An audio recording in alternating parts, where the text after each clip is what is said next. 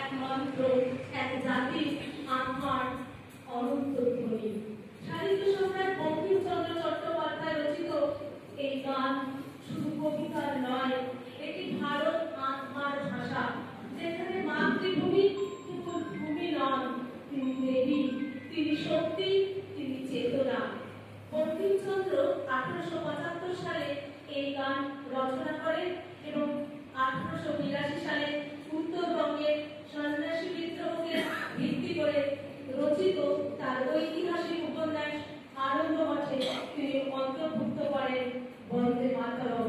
এ এক চিরজাগ্রত দেশপ্রেমের অগ্নিমন্ত্র। বঙ্কিমের এই গান শুধু সাহিত্য নয়, এটি ভারতের আধ্যাত্মিক শরীরের প্রতীক। এই গান ছিল ভারতের জাতীয় ধ্বনি, বিপ্লবীদের অনুপ্রেরণা।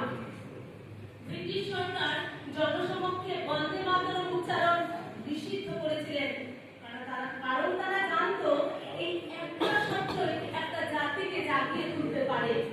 1907 সালে ভিকাজি কামা যখন ভারতের প্রথম জাতীয় পতাকা নির্মাণ করেন, তার মাঝখানে দেবনাগরী হরফে বন্দে মাতরম শব্দটি মুদ্রিত ছিল। বন্দে মাতরম শুধু একটি গান নয়, এটি ভারতের আত্মার অন্ন থেকে আনন্দ, প্রাণ থেকে চেতনা, সমগ্র জাতির পঞ্চকোষে স্পন্দিত এক মহামন্ত্র। বঙ্কিমচন্দ্রের কলমে জন্ম নেওয়া এই সঙ্গীত আজ কোটি ভারতবাসীর অন্তরে শক্তি, ভক্তি ও মুক্তির জাগরণ আনে। বন্দে মাতরম এই এক শব্দে লুকিয়ে আছে ভারতের ইতিহাস, ভারতের দর্শন, ভক্তি ও বিপ্লবের প্রতিটি ছন্দ। বঙ্কিমের সেই ভবিষ্যৎবাণী আজও সত্য। এই গানই ভারতবাসীর রক্তে আগুন ধরিয়ে দেবে। আজও আমাদের সমাজে বন্দে মাতরম ভীষণভাবে প্রাসঙ্গিক।